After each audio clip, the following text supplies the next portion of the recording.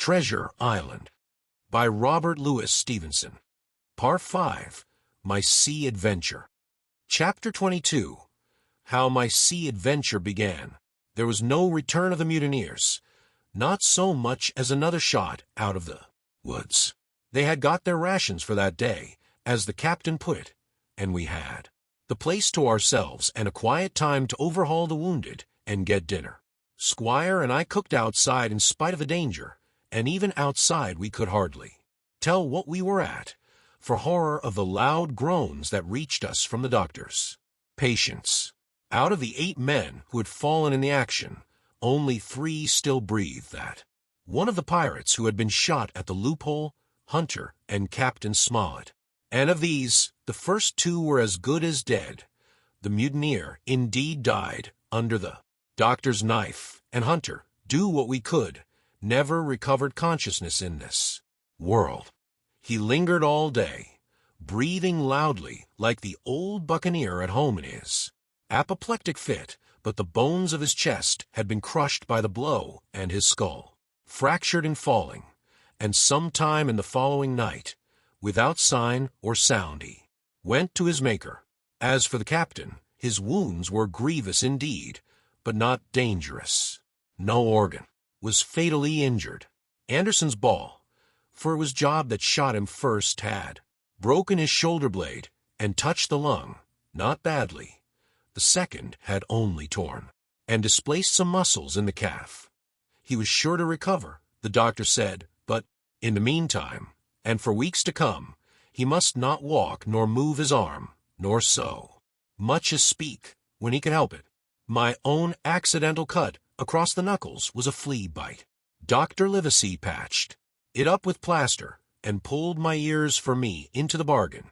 After dinner the squire and the doctor sat by the captain's side a while in consultation, and when they had talked to their heart's content, it being then a little past noon, the doctor took up his hat and pistols, girt on a cutlass, put the chart in his pocket, and with a musket over his shoulder crossed the palisade on the north side and set off briskly through the trees. Gray and I were sitting together at the far end of the blockhouse, to be out of earshot of our officers consulting, and Gray took his pipe out of his mouth and fairly forgot to put it back again, so thunderstruck he was at this occurrence. "Why, in the name of Davy Jones," said he, "is Dr. Livesey mad?" "Why, no," says I. "He's about the last of this crew for that, I take it." "Well, shipmate," said Gray, "mad he may not be, but if he's not, you mark my words, I take it," replied I. "The doctor has his idea, and if I am right, he's going now to see Ben Gunn." I was right, as appeared later, but in the meantime, the house being stifling hot, and the little patch of sand inside the palisade ablaze with midday sun, I began to get another thought into my head, which was not by any means so right. What I began to do was to envy the doctor walking in the cool shadow of the woods with the birds about him, and the pleasant smell of the pines, while I sat grilling, with my clothes stuck to the hot resin, and so much blood about me and so many poor dead bodies lying all around that I took a disgust of the place that was almost as strong as fear. All the time I was washing out the blockhouse, and then washing up the things from dinner. This disgust and envy kept growing stronger and stronger, till at last, being near a bread bag, and no one then observing me, I took the first step towards my escapade and filled both pockets of my coat with biscuit. I was a fool, if you like, and certainly I was going to do a foolish, overbold act, but I was determined to do it with all the precautions in my power. These biscuits, should anything befall me, would keep me, at least, from starving till far on in the next day. The next thing I laid hold of was a brace of pistols, and as I already had a powder horn and bullets, I felt myself well supplied with arms. As for the scheme I had in my head, it was not a bad one in itself. I was to go down the sandy spit that divides the anchorage on the east from the open sea, find the white rock I had observed last evening, and ascertain whether it was there or not. That Ben Gunn had hidden his boat, a thing quite worth doing, as I still believe. But, as I was certain I should not be allowed to leave the enclosure, my only plan was to take French leave and slip out when nobody was watching, and that was so bad a way of doing it as made the thing itself wrong. But I was only a boy, and I had made my mind up. Well, as things at last fell out, I found an admirable opportunity. The squire and Gray were busy helping the captain with his bandages. The coast was clear. I made a bolt for it over the stockade and into the thickest of the trees, and before my absence was observed I was out of cry of my companions. This was my second folly, far worse than the first, as I left but 2 sound men to guard the house. But like the first, it was a help towards saving all of us. I took my way straight for the east coast of the island, for I was determined to go down the seaside of the spit to avoid all chance of observation from the anchorage. It was already late in the afternoon, although still warm and sunny. As I continued to thread the tall woods, I could hear from far before me not only the continuous thunder of the surf, but a certain tossing of foliage and grinding of boughs which showed me the sea breeze had set in higher than usual. Soon cool draughts of air began to reach me, and a few steps farther I came forth into the open borders of the grove, and saw the sea lying blue and sunny to the horizon, and the surf tumbling and tossing its foam along the beach. I have never seen the sea quiet round Treasure Island.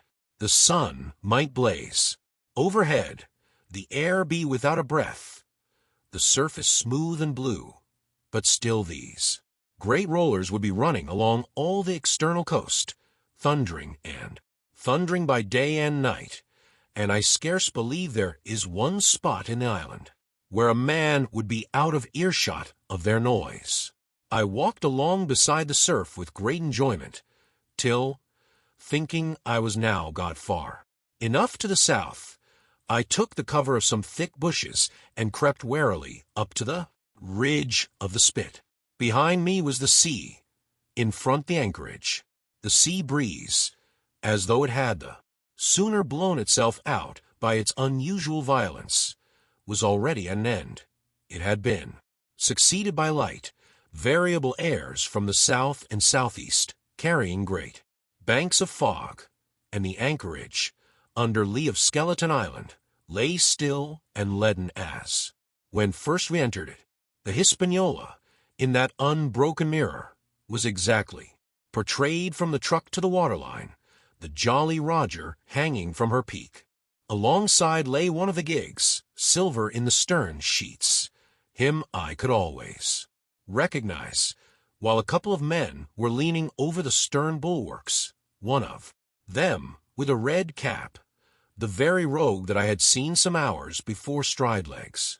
Upon the palisade, apparently they were talking and laughing, though at that distance, upwards of a mile, I could, of course, hear no word of what was said.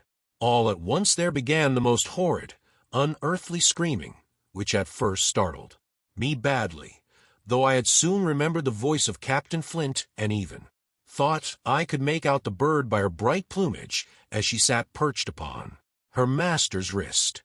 Soon after, the jolly boat shoved off and pulled for shore, and the man with the red cap and his comrade went below by the cabin companion. Just about the same time, the sun had gone down behind the spyglass, and as the fog was collecting rapidly, it began to grow dark in earnest. I saw I must lose no time if I were to find the boat that evening.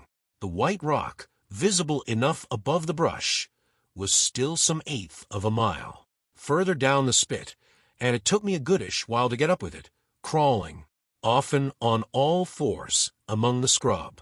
Night had almost come when I laid my hand on its rough sides. Right below it there was an exceedingly small hollow of green turf, hidden by banks and a thick underwood about knee-deep that grew there very plentifully, and in the center of the dell, sure enough, a little tent of goat skins like what the gypsies carry about with them in England. I dropped into the hollow, lifted the side of the tent, and there was Ben Gunn's boat.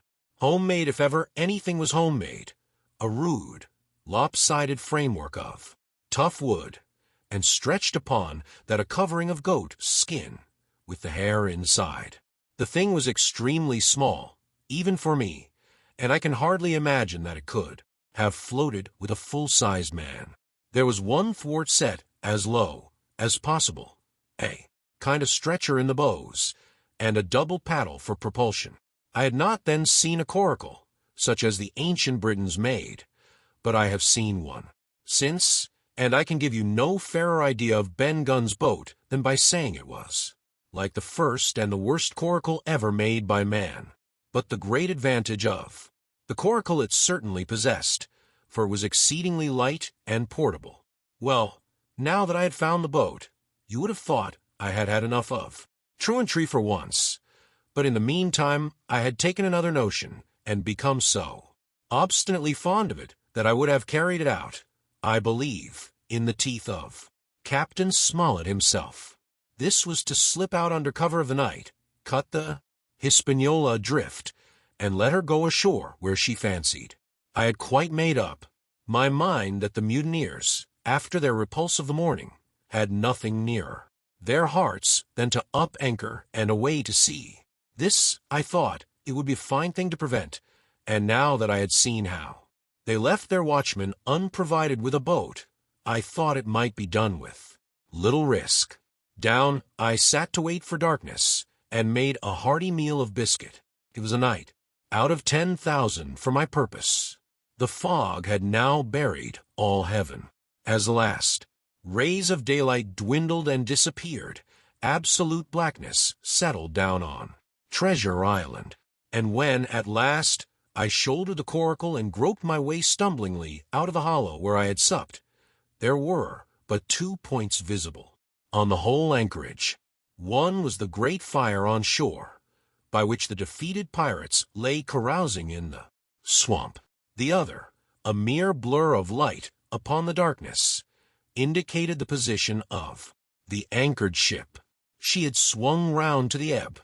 Her bow was now towards me. The only lights on board were in the cabin, and what I saw was merely a reflection on the fog of the strong rays that flowed from the stern window. The ebb had already run some time, and I had to wade through a long belt of swampy sand, where I sank several times above the ankle, before I came to the edge of the retreating water, and wading a little way in, with some strength and dexterity, set my coracle keel downwards on the surface. Chapter 23. The Ebb Tide Runs. The coracle, as I had ample reason to know before I was done with her, was a very safe boat for a person of my height and weight, both buoyant and clever in a sea way, but she was the most cross-grained, lopsided craft to manage. Do as you pleased. She always made more leeway than anything else, and turning round and round was the maneuver she was best at. Even Ben Gunn himself has admitted that she was queer to handle till you knew her way. Certainly, I did not know her way. She turned in every direction but the one I was bound to go. The most part of the time we were broadside on, and I am very sure I never should have made the ship at all, but for the tide. By good fortune, paddle as I pleased, the tide was still sweeping me down, and there lay the Hispaniola right in the fairway, hardly to be missed. First she loomed before me like a blot of something yet blacker than darkness. Then her spars and hull began to take shape, and the next moment, as it seemed, for the farther I went, the brisker grew the current of the ebb. I was alongside of her hawser and had laid hold. The hawser was as taut as a bowstring, and the current so strong she pulled upon her anchor. All round the hull, in the blackness, the rippling current bubbled and chattered like a little mountain stream. One cut with my sea gully, and the Hispaniola would go humming down the tide. So far, so good. But it next occurred to my recollection that a taut hawser, suddenly, cut, is a thing as dangerous as a kicking horse. 10 to 1, if I were so foolhardy as to cut the Hispaniola from her anchor, I and the coracle would be knocked clean out of the water. This brought me to a full stop, and if fortune had not again particularly favored me, I should have had to abandon my design. But the light airs which had begun blowing from the southeast and south had hauled round after nightfall into the southwest. Just while I was meditating, a puff came, caught the Hispaniola, and forced her up into the current, and to my great joy, I felt the hawser slacken in my grasp, and the hand by which I held it dip for a second under water. With it I made my mind up, took out my gully, opened it with my teeth, and cut one strand after another, till the vessel swung only by 2. Then I lay quiet, waiting to sever these last when the strain should be once more lightened by a breath of wind. All this time I had heard the sound of loud voices from the cabin, but to say truth, my mind had been so entirely taken up with other thoughts that I had scarcely given ear. Now, however, when I had nothing else to do, I began to pay more heed. One I recognized for the coxswain's Israel hands that had been Flint's gunner in German former days.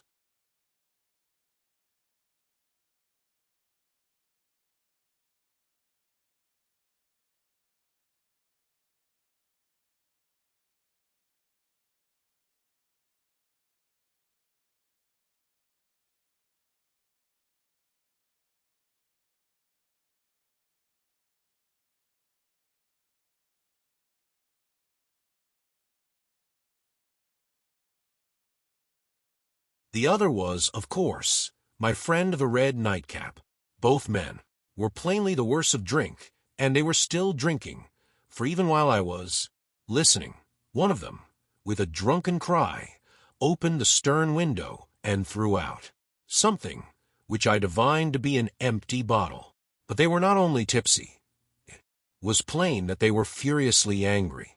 Oaths flew like hailstones, and every now and then there came forth such an explosion as I thought was sure to end in blows.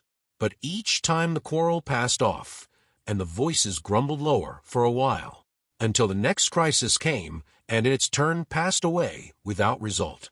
On shore, I could see the glow of the great campfire burning warmly through the shoreside trees. Someone was singing a dull, old, droning sailor's song with a droop and a quaver at the end of every verse, and seemingly no end to it at all but the patience of the singer. I had heard it on the voyage more than once, and remembered these words: "But one man of her crew alive, what put to sea with 75?" And I thought it was a ditty rather too dolefully appropriate for a company that had met such cruel losses in the morning. But, indeed, from what I saw, all these buccaneers were as callous as the sea they sailed on. At last the breeze came. The schooner sidled and drew nearer in the dark. I felt the hawser slacken once more, and with a good, tough effort, cut the last fibers through. The breeze had but little action on the coracle, and I was almost instantly swept against the bows of the Hispaniola. At the same time, the schooner began to turn upon her heel, spinning slowly, end for end, across the current. I wrought like a fiend, for I expected every moment to be swamped, and since I found I could not push the coracle directly off, I now shoved straight astern. At length I was clear of my dangerous neighbor, and just as I gave the last impulsion, my hands came across a light cord that was trailing overboard across the stern bulwarks. Instantly I grasped it. Why I should have done so I can hardly say. It was at first mere instinct, but once I had it in my hands and found it fast, curiosity began to get the upper hand, and I determined I should have one look through the cabin window.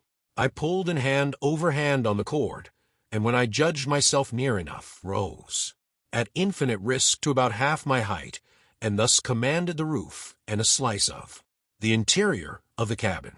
By this time the schooner and her little consort were gliding pretty swiftly through the water. Indeed, we had already fetched up level with the campfire.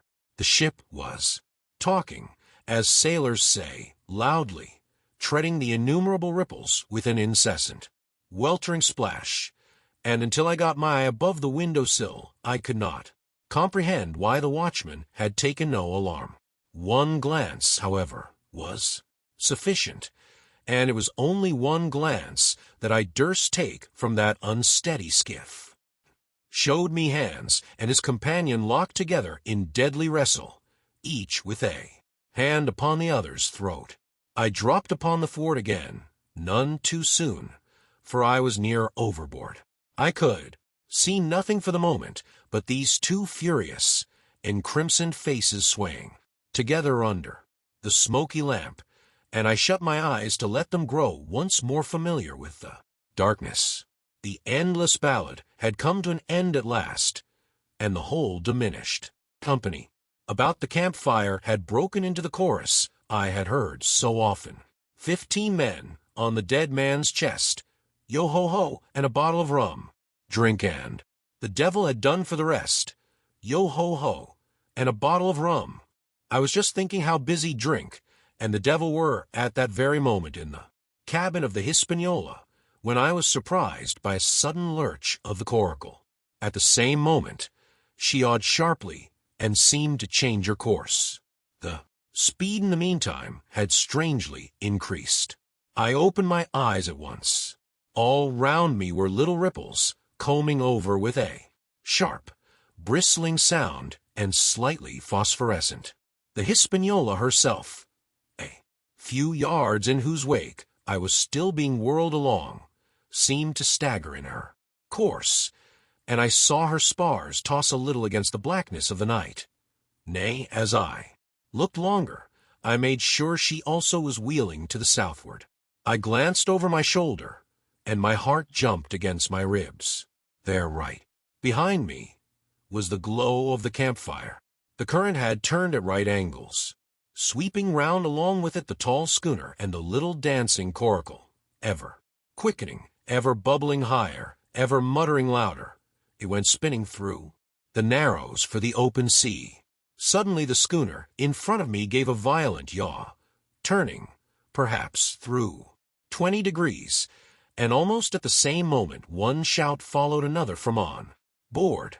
I could hear feet pounding on the companion ladder, and I knew that the two drunkards had at last been interrupted in their quarrel and awakened to a sense of their disaster. I lay down flat in the bottom of that wretched skiff and devoutly recommended my spirit to its maker. At the end of the straits, I made sure we must fall into some bar of raging breakers, where all my troubles would be ended speedily, and though I could, perhaps, bear to die, I could not bear to look upon my fate as it approached. So I must have lain for hours, continually beaten to and fro upon the billows, now and again wetted with flying sprays, and never ceasing to expect death at the next plunge. Gradually weariness grew upon me, a numbness, an occasional stupor, fell upon my mind even in the midst of my terrors, until sleep at last supervened, and in my sea-tossed coracle I lay and dreamed of home and the old Admiral Benbow. Chapter 24. The Cruise of the Coracle. It was broad day when I awoke, and found myself tossing at the southwest end of Treasure Island. The sun was up, but was still hid from me behind the great bulk of the spy-glass, which on this side descended almost to the sea in formidable cliffs. Haulbowline Head and Mizzenmast Hill were at my elbow, the hill bare and dark, the head bound with cliffs 40 or 50 feet high and fringed with great masses of fallen rock. I was scarce a quarter of a mile to seaward, and it was my first thought to paddle in and land. That notion was soon given over. Among the fallen rocks the breakers spouted and bellowed, loud reverberations, heavy sprays flying and falling, succeeded one, another from second to second, and I saw myself, if I ventured nearer, dash to death upon the rough shore, spending my strength in vain to scale the beetling crags. Nor was that all, for crawling together on flat tables of rock, or letting themselves drop into the sea with loud reports, I beheld huge slimy monsters, soft snails as it were, of incredible bigness, 2 or 3 score of them together, making the rocks to echo with their barkings. I have understood since that they were sea lions, and entirely harmless. But the look of them, added to the difficulty of the shore and the high running of the surf, was more than enough to disgust me of that landing place. I felt willing rather to starve at sea than to confront such perils. In the meantime I had a better chance, as I supposed, before me. North of Haulbowline Head, the land runs in a long way, leaving at low tide a long stretch of yellow sand. To the north of that, again, there comes another cape, Cape of the Woods, as it was marked upon the chart, buried in tall green pines which descended to the margin of the sea. I remembered what Silver had said about the current that sets northward along the whole west coast of Treasure Island, and seeing from my position that I was already under its influence, I prefer to leave Haulbowline Head behind me and reserve my strength for an attempt to land upon the kindlier-looking Cape of the Woods. There was a great, smooth swell upon the sea, the wind blowing steady and gentle. From the south, there was no contrariety between that and the current, and the billows rose and fell unbroken. Had it been otherwise, I must long ago have perished, but as it was, it is surprising how easily and securely my little and light boat could ride. Often, as I still lay at the bottom and kept no more than an eye above the gunwale, I would see a big blue summit heaving close above me, yet the coracle would but bounce a little, dance as if on springs, and subside on the other side into the trough as lightly as a bird. I began after a little to grow very bold, and sat up to try my skill at paddling.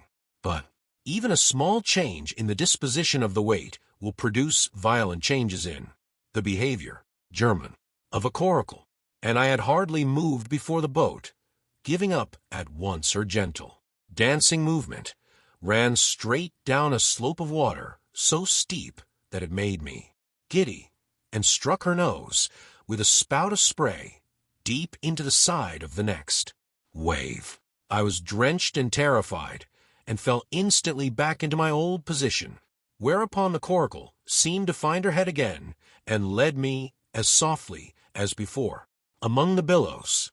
It was plain she was not to be interfered with, and at that rate, since I could in no way influence her course, what hope had I left of reaching land?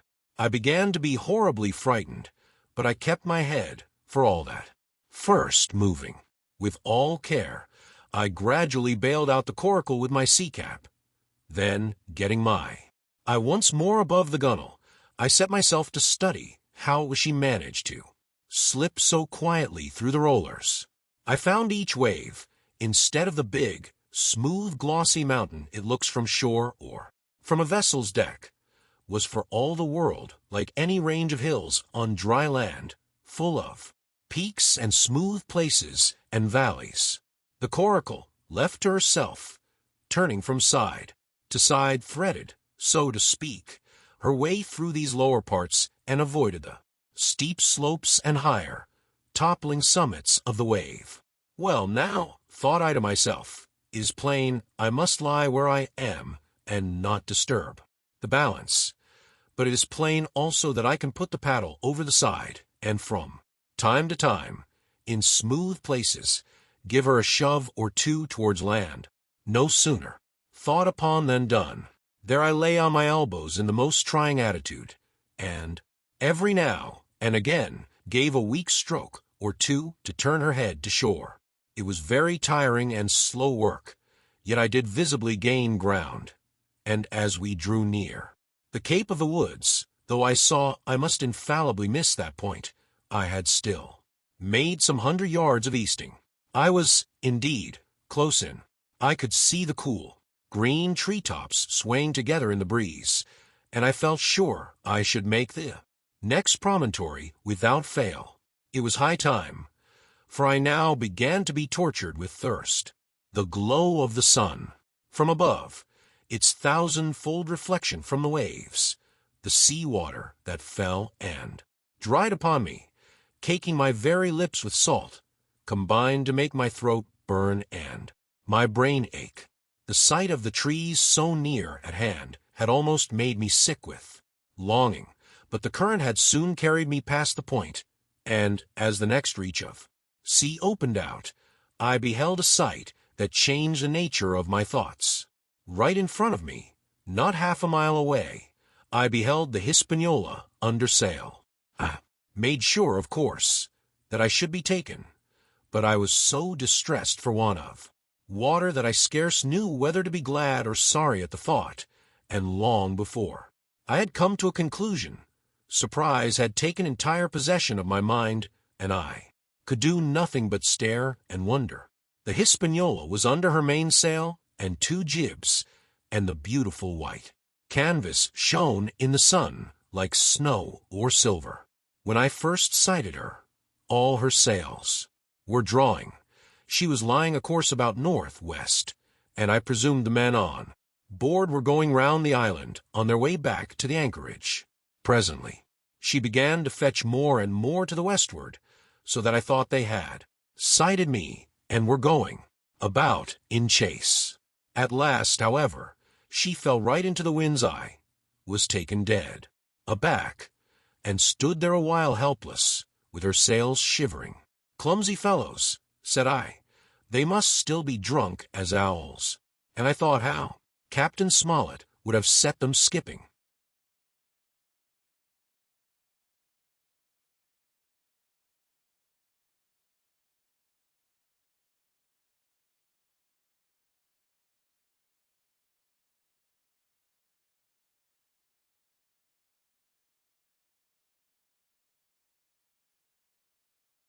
Meanwhile the schooner gradually fell off, and filled again upon another tack, sailed swiftly for a minute or so, and brought up once more dead in the wind's eye. Again and again was this repeated, to and fro, up and down, north, south, east, and west. The Hispaniola sailed by swoops and dashes, and at each repetition ended, as she had begun, with idly flapping canvas. It became plain to me that nobody was steering, and if so, where were the men? Either they were dead drunk or had deserted her, I thought, and perhaps if I could get on board, I might return the vessel to her captain. The current was bearing coracle and schooner southward at an equal rate. As for the latter sailing, it was so wild and intermittent, and she hung each time so long in irons, that she certainly gained nothing if she did not even lose. If only I dared to sit up and paddle, I made sure that I could overhaul her. The scheme had an air of adventure that inspired me, and the thought of the water breaker beside the fore companion doubled my growing courage. Up I got, was welcomed almost instantly by another cloud of spray, but this time stuck to my purpose and set myself, with all my strength and caution, to paddle after the unsteered Hispaniola.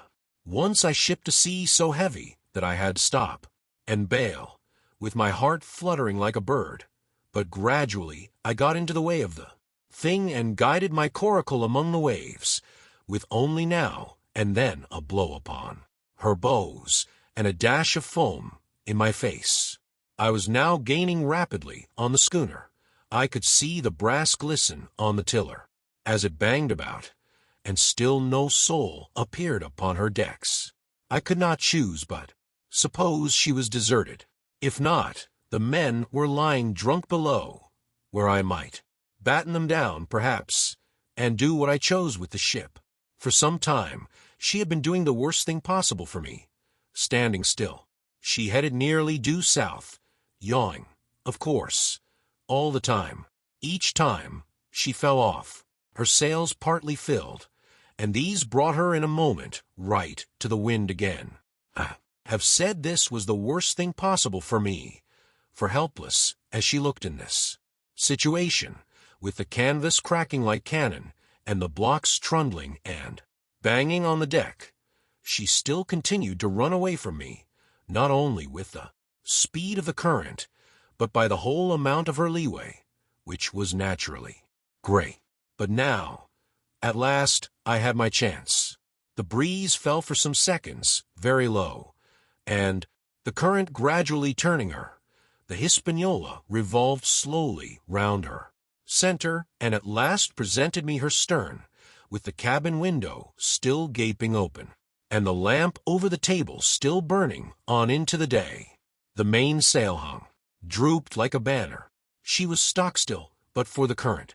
For the last little while I had even lost, but now, redoubling my efforts, I began once more to overhaul the chase. I was not 100 yards from her when the wind came again in a clap. She filled on the port tack and was off again, stooping and skimming like swallow. My first impulse was one of despair, but my second was towards joy. Round she came, till she was broadside onto me, round still till she had covered a half, and then 2/3, and then 3/4 of the distance that separated us. I could see the waves, boiling white under her forefoot. Immensely tall, she looked to me from my low station in the coracle, and then, of a sudden, I began to comprehend. I had scarce time to think, scarce time to act and save myself. I was on the summit of one swell when the schooner came stooping over the next. The bowsprit was over my head. I sprang to my feet and leaped, stamping the coracle under water.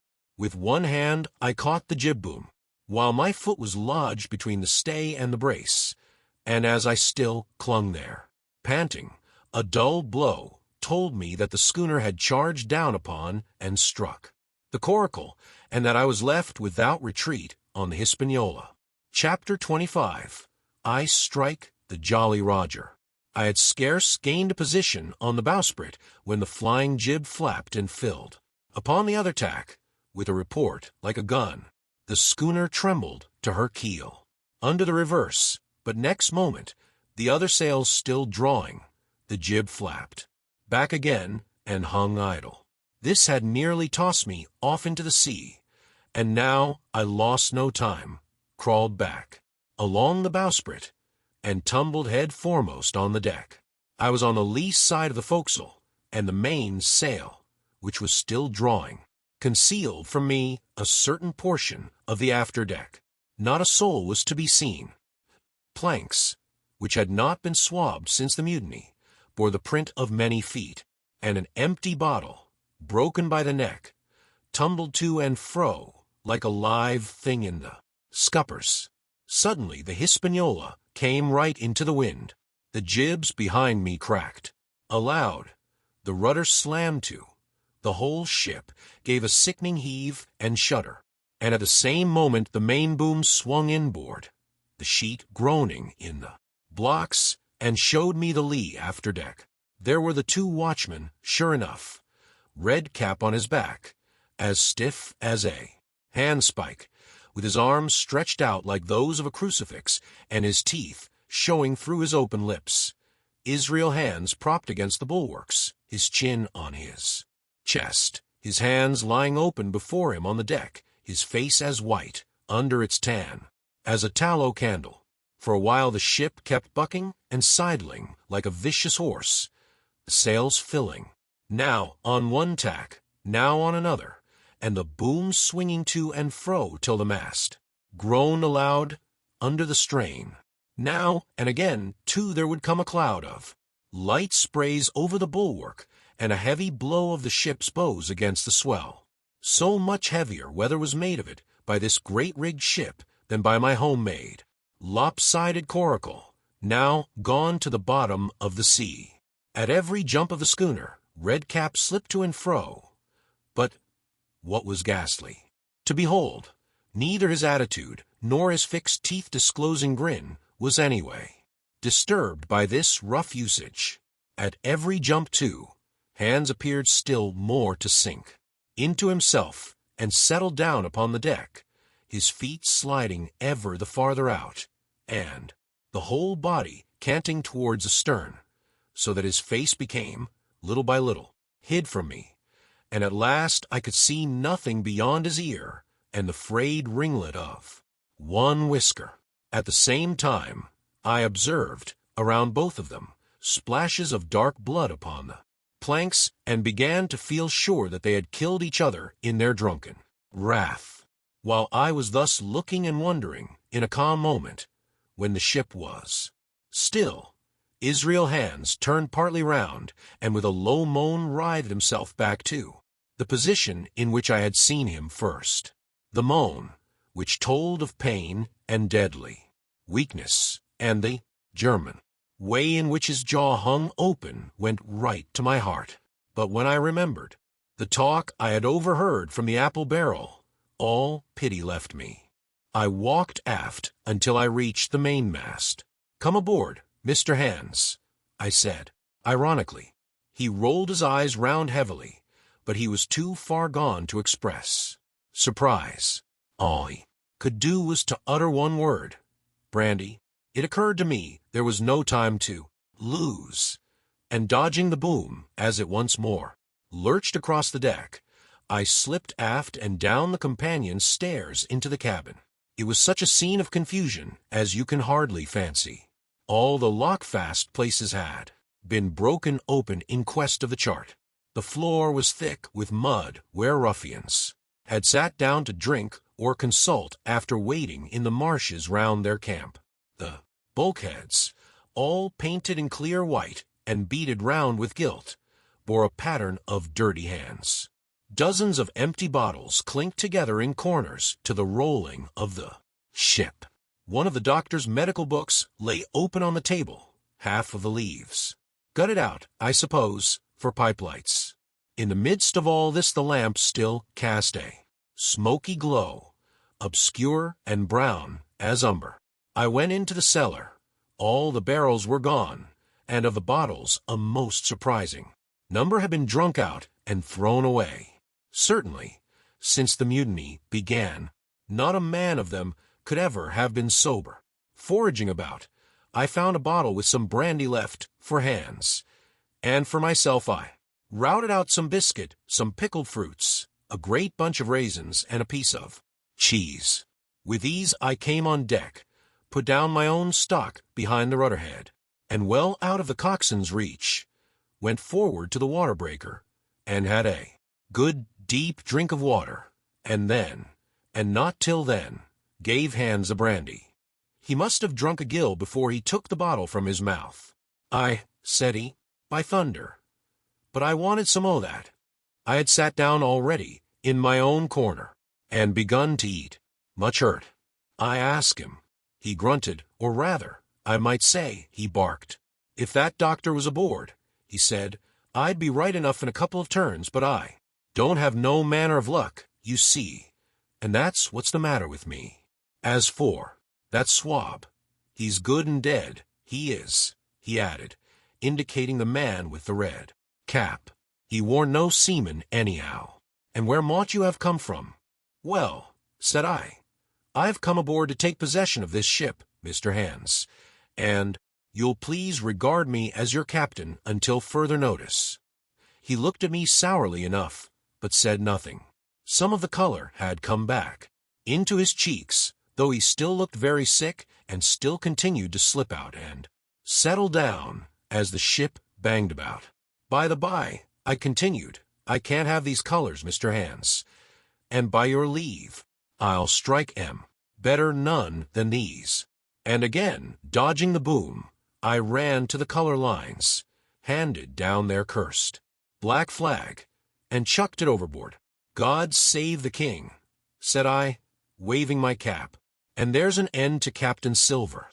He watched me keenly and slyly, his chin all the while on his breast. I reckon, he said at last, I reckon, Captain Hawkins, you'll kind of want to get ashore now. S'pose we talks. Why, yes, says I, with all my heart, Mr. Hands. Say on.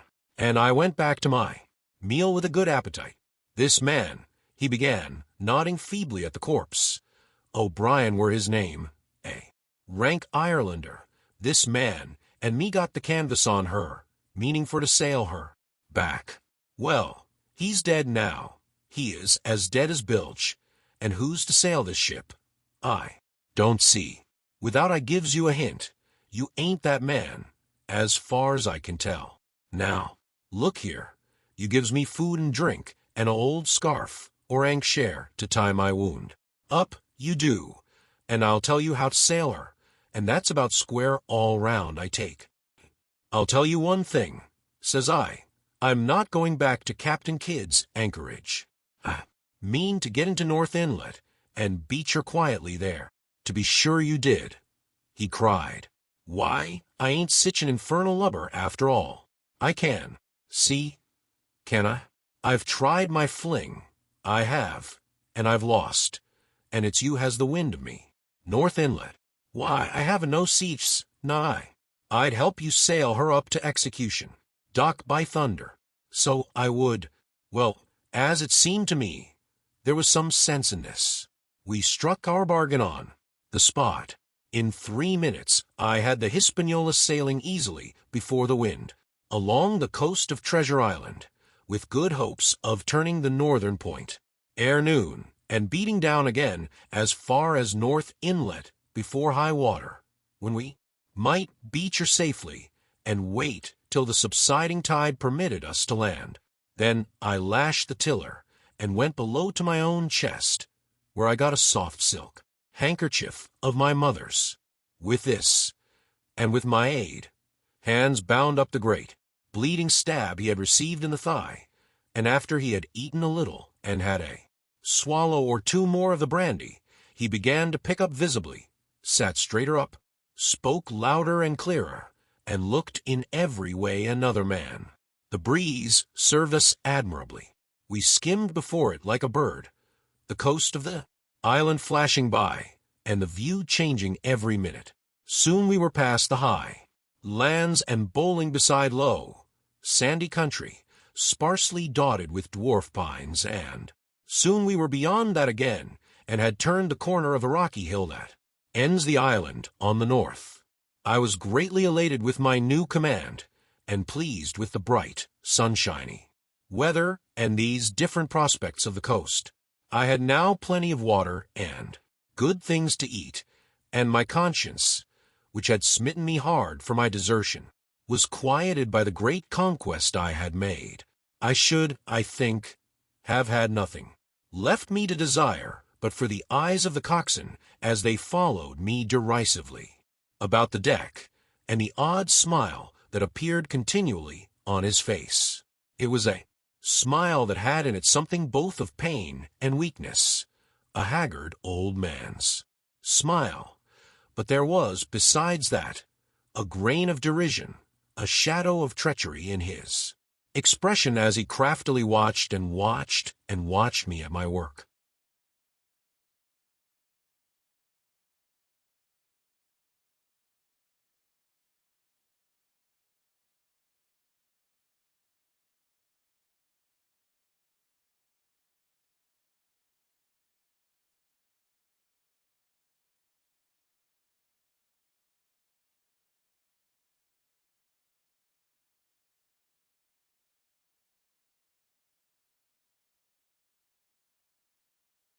Chapter 26. Israel Hands. The wind, serving us to a desire, now hauled into the west.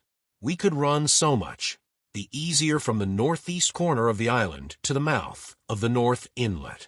Only, as we had no power to anchor, and dared not beach her till the tide had flowed a good deal farther, time hung on our hands. The coxswain told me how to lay the ship to. After a good many trials I succeeded, and we both sat in silence over another meal. Captain, said he at length with that same uncomfortable smile, here's my old shipmate O'Brien. S'pose you was to heave him overboard. I ain't particular as a rule, and I don't take no blame for settling his hash, but I don't reckon him ornamental now, do you? I'm not strong enough, and I don't like the job, and there he lies for me, said I. This here's an unlucky ship, this Hispaniola, Jim, he went on, blinking. There's a power of men been killed in this Hispaniola, a sight, oh, poor seaman, dead, and gone since you and me took ship to Bristol. I never seen sich dirty luck, not I. There was this here O'Brien now. He's dead, ain't he? Well now, I'm no scholar, and you're a lad as can read and figure, and to put it straight do you take it, as a dead man is dead for good, or do he come alive again? You can kill the body, Mr. Hans, but not the spirit. You must know that already. I replied, O'Brien there is in another world, and may be watching us. Ah, says he. Well, that's unfortunate. Appears as if killing parties was a waste of time. Howsomever, sperits don't reckon for much, by what I've seen. I'll chance it. With the sperits, Jim. And now, you've spoke up free, and I'll take it kind if you'd step down into that there cabin and get me, well, shiver my timbers. I can't. Hit the name on tea. Well, you give me a bottle of wine, Jim. This here brandy's too strong for my head. Now, the coxswain's hesitation seemed to be unnatural, and as for the notion of his preferring wine to brandy, I entirely disbelieved it. The whole story was a pretext. He wanted me to leave the deck. So much was plain, but with what purpose I could in no way imagine. His eyes never met mine. They kept wandering to and fro, up and down, now with a look to the sky, now with a flitting glance upon the dead O'Brien. All the time he kept smiling and putting his tongue out in the most guilty, embarrassed manner, so that a child could have told that he was bent on some deception. I was prompt with my answer, however, for I saw where my advantage lay, and that with a fellow so densely stupid I could easily conceal my suspicions to the end. Some wine, I said. Far better. Will you have white or red? Well, I reckon it's about the blessed same to me, shipmate, he replied. So it's strong, and plenty of it. What's the odds? All right, I answered. I'll bring you port, Mr. Hans, but I'll have to dig for it. With that I scuttled down the companion with all the noise I could, slipped off my German shoes, ran quietly along the sparred gallery, mounted the forecastle ladder, and popped my head out of the fore companion. I knew he would not expect to see me there, yet I took every precaution possible, and certainly the worst of my suspicions proved too true. He had risen from his position to his hands and knees, and though his leg obviously hurt him pretty sharply when he moved, for I could hear him stifle a groan, yet it was at a good, rattling rate that he trailed himself across the deck. In half a minute he had reached the port scuppers and picked, out of a coil of rope, a long knife, or rather a short dirk, discolored to the hilt with blood. He looked upon it for a moment, thrusting forth his under jaw, tried the point upon his hand, and then, hastily concealing it in the bosom of his jacket, trundled back again into his old place against the bulwark. This was all that I required to know. Israel could move about. He was now armed, and if he had been at so much trouble to get rid of me, it was plain that I was meant to be the victim. What he would do afterwards, whether he would try to crawl right across the island from North Inlet to the camp among the swamps, or whether he would fire Long Tom, trusting that his own comrades might come first to help him, was, of course, more than I could say. Yet I felt sure that I could trust him in one point, since in that our interests jumped together, and that was in the disposition of the schooner. We both desired to have her stranded safe enough in a sheltered place, and so that, when the time came, she could be got off again with as little labor and danger as might be. And until that was done, I considered that my life would certainly be spared. While I was thus turning the business over in my mind, I had not been idle with my bot. I had stolen back to the cabin, slipped once more into my shoes, and laid my hand at random on a bottle of wine. And now, with this for an excuse, I made my reappearance on the deck. Hans lay as I had left him, all fallen together in a bundle, and with his eyelids lowered as though he were too weak to bear the light. He looked up, however, at my coming, knocked the neck off the bottle like a man who had done the same thing often, and took a good swig, with his favorite toast of "Here's luck." Then he lay quiet for a little, and then, pulling out a stick of tobacco, begged me to cut him a quid. "Cut me a junco that," says he, "for I haven't no knife, and hardly strength enough. So be as I had. Jim, I reckon I've missed days. Cut me a quid, as'll likely be the last, lad, for I'm for my long home, and no mistake." "Well," said I, "I'll cut you some tobacco, but if I was you, and thought myself so badly, I would go to my prayers like a Christian man." "Why?" said he. "Now, you tell me why." "Why?" I cried. "You were asking me just now about the dead. You've broken your trust. You've lived in sin, and lies and blood. There's a man you killed lying at your feet this moment, and you ask me why. For God's mercy, Mr. Hans, that's why." I spoke with a little heat, thinking of the bloody dirk he had hidden in his pocket, and designed, in his ill thoughts, to end me with. He, for his part, took a great draught of the wine, and spoke with the most unusual solemnity. "For 30 years," he said, "I've sailed the seas and seen good and bad, better and worse, fair weather and foul, provisions running out, knives going, and what not. Well, now I tell you, I never seen good come goodness yet. Him as strikes first is my fancy. Dead men don't bite. Them's my views, amen, so be it. And now, you look here," he added, suddenly changing his tone. "We've had about enough of this foolery. The tide's made good enough by now. You just take my orders, Captain Hawkins, and we'll sail slap in and be done with it." All told, we had scarce 2 miles to run, but the navigation was delicate. The entrance to this northern anchorage was not only narrow and shoal, but lay east and west, so that the schooner must be nicely handled to be got in. I think I was a good, prompt subaltern, and I am very sure that Hans was an excellent pilot, for we went about and dodged in, shaving the banks, with a certainty and a neatness that were a pleasure to behold. Scarcely had we passed the heads before the land closed around us. The shores of North Inlet were as thickly wooded as those of the southern anchorage, but the space was longer and narrower, and more like what in truth it was, the estuary of a river. Right before us, at the southern end, we saw the wreck of a ship in the last stages of dilapidation. It had been a great vessel of 3 masts, but had lain so long, exposed to the injuries of the weather, that it was hung about with great webs of dripping seaweed, and on the deck of its shore bushes had taken root, and now flourished thick with flowers. It was a sad sight, but it showed us that the anchorage was calm. "Now," said Hans, "look there. There's a pet bit for to beach a ship in. Fine flat sand, never a cat's paw, trees all around of it, and flowers blowing like a garding. On that old ship, and once beached, I inquired, how shall we get her off again? "Why, so," he replied, "you take a line, ashore there on the other side at low water.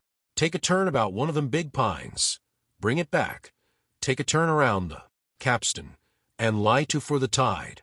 Come high water, all hands take a pull upon the line, and off she comes as sweet as natur. And now, boy, you stand by. We're near the bit now, and she's too much way on her. Starboard a little. So, steady. Starboard. Larboard a little. Steady. Steady." So he issued his commands, which I breathlessly obeyed, till, All of a sudden he cried, "Now my hearty luff!" And I put the helm hard up, and the Hispaniola swung round rapidly and ran stem on for the low, wooded shore. The excitement of these last maneuvers had somewhat interfered with the watch I had kept hitherto, sharply enough, upon the coxswain. Even then I was still so much interested, waiting for the ship to touch, that I had quite forgot the peril that hung over my head, and stood craning over the starboard bulwarks and watching the ripples spreading wide before the bows. I might have fallen without a struggle, for my life had not a sudden disquietude seized upon me and made me turn my head. Perhaps I had heard a creak or seen his shadow moving with the tail of my eye. Perhaps it was an instinct like a cat's. But, sure enough, when I looked round, there was Hans, already halfway towards me, with the dirk in his right hand. We must both have cried out aloud when our eyes met, but while mine was the shrill cry of terror, his was a roar of fury like a charging bully's. At the same instant he threw himself forward, and I leapt sideways towards the bows. As I did so, I let go of the tiller, which sprang sharp to leeward, and I think this saved my life, for it struck Hans across the chest and stopped him, for the moment, dead.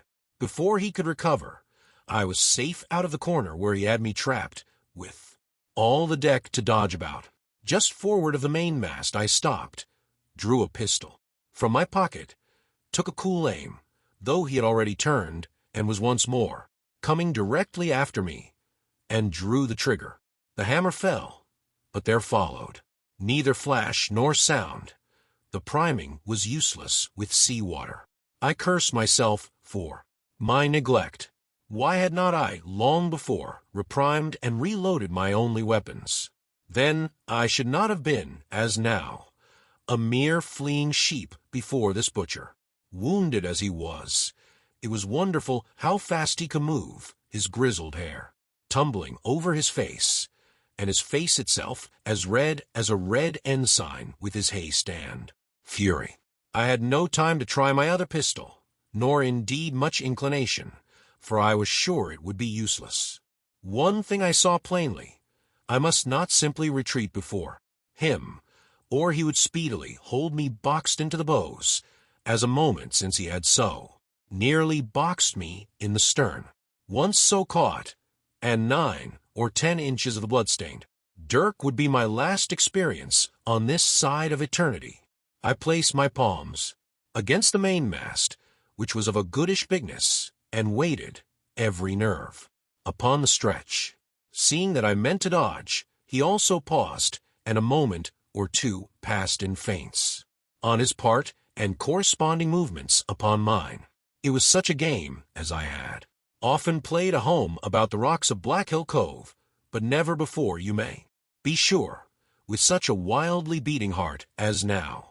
Still, as I say, it was a boy's game, and I thought I could hold my own at it against an elderly seaman with a wounded thigh. Indeed, my courage had begun to rise so high that I allowed myself a few darting thoughts on what would be the end of the affair, and while I saw certainly that I could spin it out for long, I saw no hope of any ultimate escape. Well, while things stood thus, suddenly the Hispaniola struck staggered ground for an instant in the sand, and then, swift as a blow, canted over to the port side till the deck stood at an angle of 45 degrees and about a puncheon of water, splashed into the scupper holes and lay in a pool between the deck and bulwark.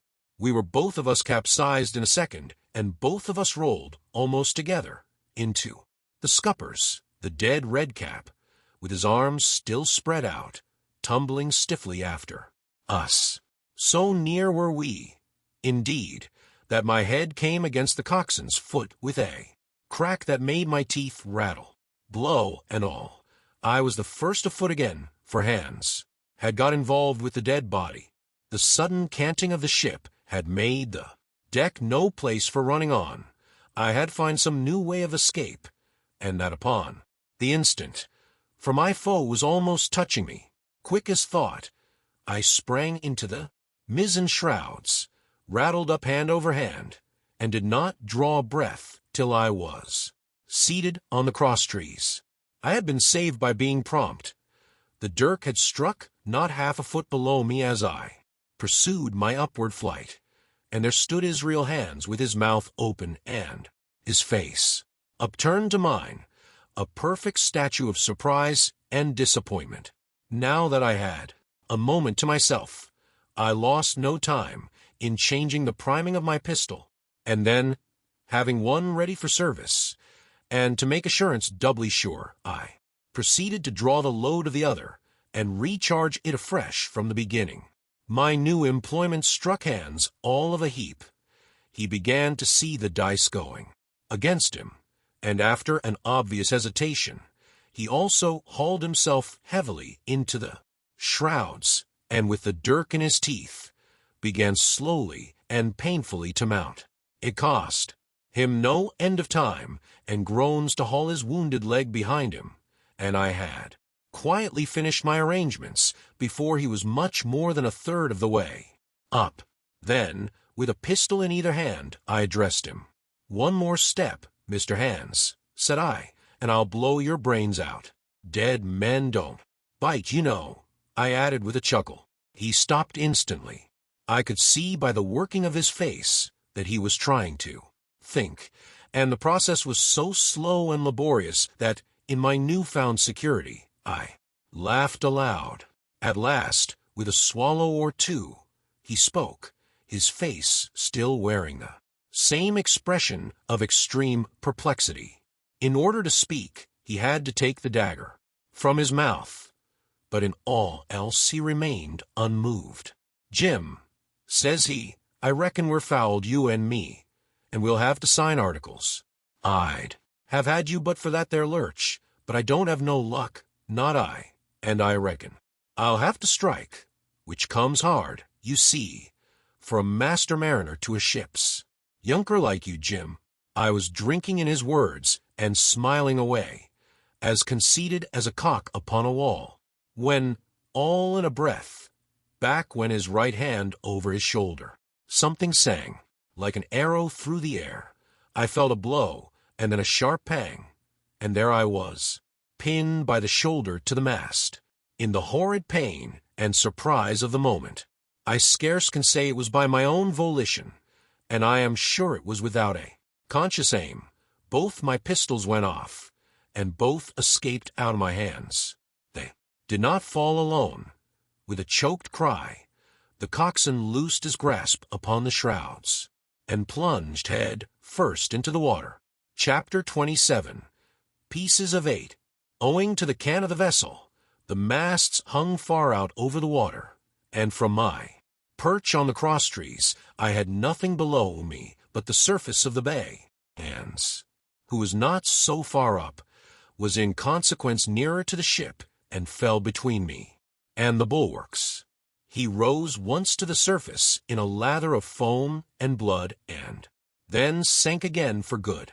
As the water settled, I could see him lying huddled together on the clean, bright sand in the shadow of the vessel's sides. A fish or two whipped past his body. Sometimes, by the quivering of the water, he appeared to move a little, as if he were trying to rise. But he was dead enough, for all that, being both shot and drowned, and was food for fish in the very place where he had designed my slaughter. I was no sooner certain of this than I began to feel sick, faint, and terrified. The hot blood was running over my back and chest. The dirk, where it had pinned my shoulder to the mast, seemed to burn like a hot iron. Yet it was not so much these real sufferings that distressed me, for these, it seemed to me, I could bear without a murmur. It was the horror I had upon my mind of falling from the crosstrees into that still green water, beside the body of the coxswain. I clung with both hands till my nails ached, and I shut my eyes as if to cover up the peril. Gradually my mind came back again. My pulses quieted down to a more natural time, and I was once more in possession of myself. It was my first thought to pluck forth the dirk, but either it stuck too hard or my nerve failed me, and I desisted with a violent shudder. Oddly enough, that very shudder did the business. The knife, in fact, had come the nearest in the world to missing me altogether. It held me by a mere pinch of skin, and this the shudder tore away. The blood ran down the faster, to be sure, but I was my own master again, and only tacked to the mast by my coat and shirt. These last I broke through with a sudden jerk, and then regained the deck by the starboard shrouds. For nothing in the world would I have again ventured shaken, as I was, upon the overhanging port shrouds from which Israel had so lately fallen. I went below, and did what I could for my wound. It pained me a good deal, and still bled freely, but it was neither deep nor dangerous, nor did it greatly gall me when I used my arm. Then I looked around me, and as the ship was now, in a sense, my own, I began to think of clearing it from its last passenger, the dead man, O'Brien. He had pitched, as I have said, against the bulwarks, where he lay like some horrible, ungainly sort of puppet, life-size, indeed, but how different from life's color or life's comeliness. In that position I could easily have my way with him, and, as the habit of tragical adventures had worn off almost all my terror for the dead, I took him by the waist as if he had been a sack of bran, and with one good heave, tumble him overboard. German went in with a sounding plunge. The red cap came off, and remained floating on the surface, and as soon as the splash subsided, I could see him and Israel lying side by side, both wavering with the tremulous movement of the water. O'Brien, though still quite a young man, was very bald. There he lay, with that bald head across the knees of the man who had killed him, and the quick fishes steering to and fro over both. I was now alone upon the ship. The tide had just turned. The sun was within so few degrees of setting that already the shadow of the pines upon the western shore began to reach right across the anchorage and fall in patterns on the deck. Evening breeze had sprung up, and though it was well warded off by the hill with the two peaks upon the east, the cordage had begun to sing a little softly to itself, and the idle sails to rattle to and fro. I began to see a danger to the ship.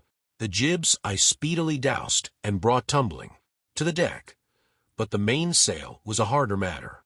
Of course, when the schooner canted over, the boom had swung outboard, and the cap of it and a foot or two of sail hung even under water. I thought this made it still more dangerous, yet the strain was so heavy that I half feared to meddle. At last I got my knife and cut the halyards. The peak dropped instantly. A great belly of loose canvas floated broad upon the water, and since, pull as I liked, I could not budge the downhaul, that was the extent of what I could accomplish. For the rest, the Hispaniola must trust to luck, like myself. By this time the whole anchorage had fallen into shadow, the last rays, I remember, falling through a glade of the wood and shining bright as jewels on the flowery mantle of the wreck. It began to be chill. The tide was rapidly fleeting seaward, the schooner settling more and more on her beam ends. I scrambled forward and looked over. It seemed shallow enough, and holding the cut hawser in both hands for a last security, I let myself drop softly overboard. The water scarcely reached my waist. The sand was firm and covered with ripple marks, and I waded ashore in great spirits, leaving the Hispaniola on her side with her mainsail trailing wide upon the surface of the bay. About the same time, the sun went fairly down, and the breeze whistled low in the dusk among the tossing pines. At least, and at last, I was off the sea, nor had I returned thence empty-handed. There lay the schooner, clear at last from buccaneers, and ready for our own men to board and get to sea again. I had nothing nearer my fancy than to get home to the stockade and boast of my achievements. Possibly, I might be blamed a bit for my truantry, but the recapture of the Hispaniola was a clenching answer, and I hoped that even Captain Smollett would confess I had not lost my time. So thinking, and in famous spirits, I began to set my face homeward for the block house and my companions. I remembered that the most easterly of the rivers which drain into Captain Kidd's anchorage ran from the two-peaked hill upon my left, and I bent my course in that direction that I might pass the stream while it was small. The wood was pretty open, and keeping along the lower spurs, I had soon turned the corner of that hill, and not long after waded to the mid-calf across the watercourse. This brought me near to where I had encountered Ben Gunn, the maroon, and I walked more circumspectly, keeping an eye on every side. The dusk had come nigh, hand completely, and as I opened out the cleft between the two peaks, I became aware of a wavering glow against the sky, where, as I judged, the man of the island was cooking his supper before a roaring fire. And yet I wondered, in my heart, that he should show himself so careless.